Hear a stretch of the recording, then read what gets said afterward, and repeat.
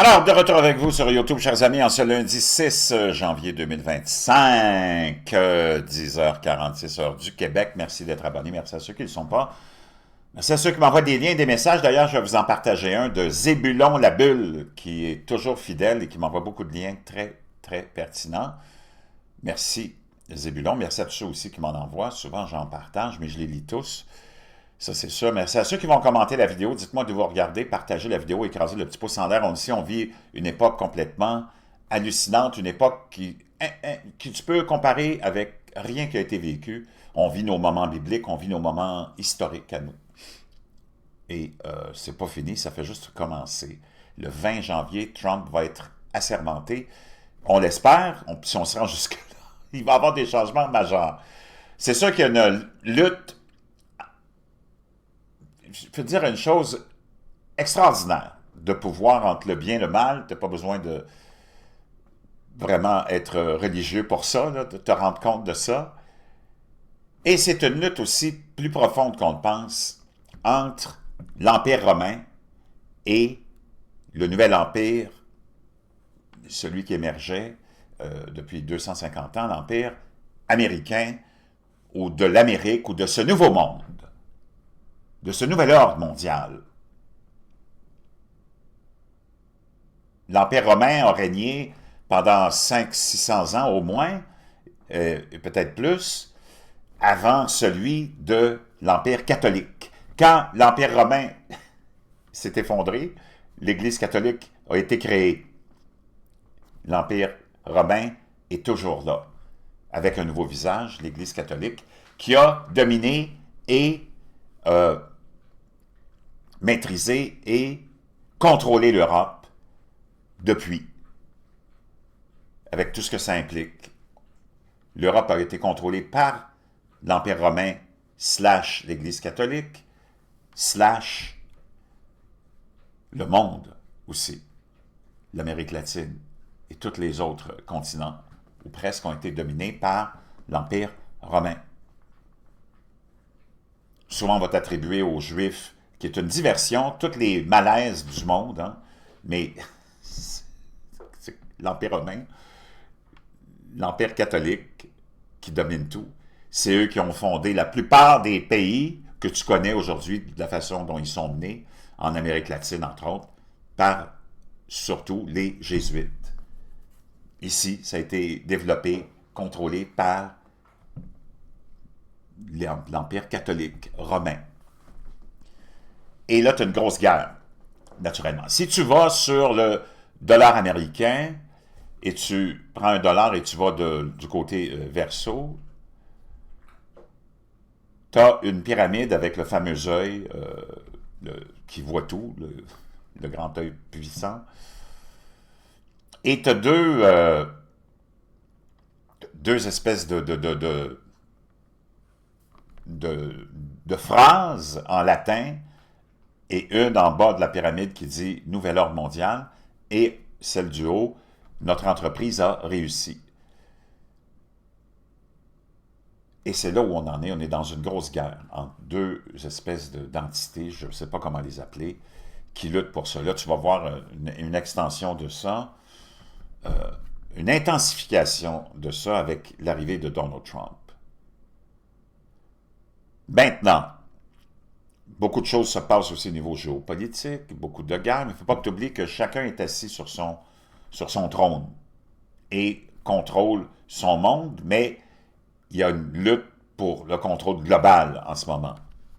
C'est très complexe, on ne rentrera pas dans les détails. Maintenant, on le sait qu'un des outils du contrôle de ce nouvel ordre mondial, que cette Amérique, ben c'est le dollar américain. Le dollar américain qui semble s'en aller un peu à la déroute avec, naturellement, ces politiques qui ont été dévastatrices pour plusieurs pays avec des sanctions qui sont utilisées avec le dollar, naturellement, américain, qui était la monnaie d'échange pour la plupart des pays. La flambée de l'or est de mauvaise augure pour le dollar, nous dit Unheard. Après l'instabilité mondiale qui a caractérisé 2024, on espère largement que l'année à venir apportera un répit bien nécessaire au chaos. Les investisseurs ne semblent toutefois pas d'accord, du moins si l'on considère l'actif dont tout le monde parle en ce mois de janvier, l'or. Le consensus semble être que l'or sera un acteur de premier plan en 2025, tout comme en 2024, ce qui implicitement signifie que les investisseurs parient sur le fait que de nombreux autres changements mondiaux sont en cours. L'or a commencé l'année 2024 à 2046 $ l'once. Le 1er janvier de cette année, son prix était de 2622 le 1er janvier 2025, soit une augmentation d'un peu plus de 28 %. Pour mettre les choses en perspective, au cours de la même période, l'indice SP500 n'a enregistré qu'un rendement total d'environ 25 %. Même lors d'une bonne année pour le marché boursier, ceux qui ont placé leur argent dans l'or se sont retrouvés à rire jusqu'à la banque. Une hausse du prix de l'or en 2025 n'est rien de moins qu'un consensus. JP Morgan, Citibank et Goldman Sachs ont tous un objectif de 3 000 $ les analystes des matières premières, citant les baisses des taux d'intérêt, la dynamique, les achats des banques centrales et les turbulences géopolitiques. Le lien de Zébulon, c'est le suivant aussi.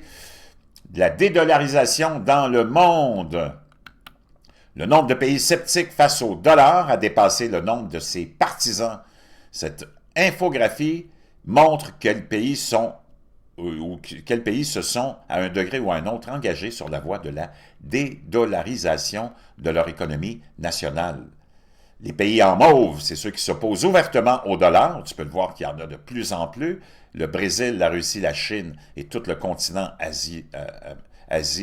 Europe, comment on pourrait l'appeler, là, de l'Est, entre autres, l'Europe asiatique, et tout ce continent-là, et plein d'autres pays aussi, tu vois, des plus petits pays, envers les pays qui se sont exprimés contre le dollar.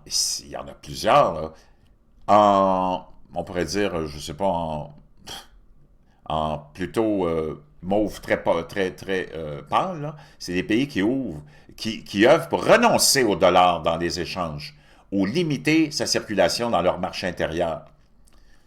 Wow, et les autres pays ont pris des mesures restrictives en 2022. Donc, c'est que tout le monde est dans le fond contre le dollar. Je veux dire une chose, ça augure très, très, très, très mal.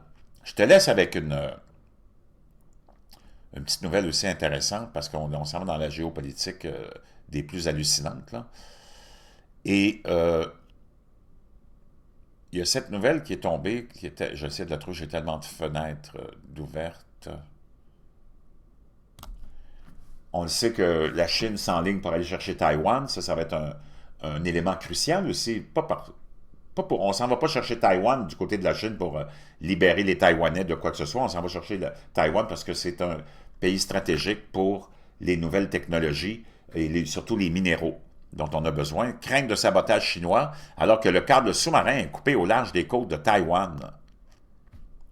Quelques jours après qu'un navire russe a dérapé. Un haut responsable a déclaré que cette dernière épreuve marquait une tendance mondiale très inquiétante au sabotage. Les craintes grandissent quant à un éventuel sabotage chinois après qu'un câble sous-marin aurait été coupé au large des côtes de Taïwan. Un câble de télécommunication aurait été endommagé près de Yiliu, dans la ville de New Taipei, aux premières heures de vendredi dernier, quelques jours seulement après que la Russie est accusée de sabotage, lui, dans la mer Baltique. Donc, ça semble être... Préparez-vous, il va y avoir une guerre certainement contre les infrastructures. C'est une guerre de... T'es dans une troisième guerre mondiale de cyberattaques, d'attaques comme celle-là. Attendez-vous à... Peut-être dans les jours qui viennent, les semaines qui viennent, à plus avoir d'Internet, peut-être plus d'électricité, peut-être plus d'eau, peut-être peut-être plus grand-chose. Je peux dire une chose. Quand tu es dans la lutte, peut-être pas finale, mais peut-être un des chapitres les plus importants, peut-être de cette guerre, qui dure depuis des milliers d'années, entre le bien et le mal, entre la lumière et l'obscurité, ben ça se peut très très bien que tu vives des moments très, très difficiles à passer à travers. Je vous reviens.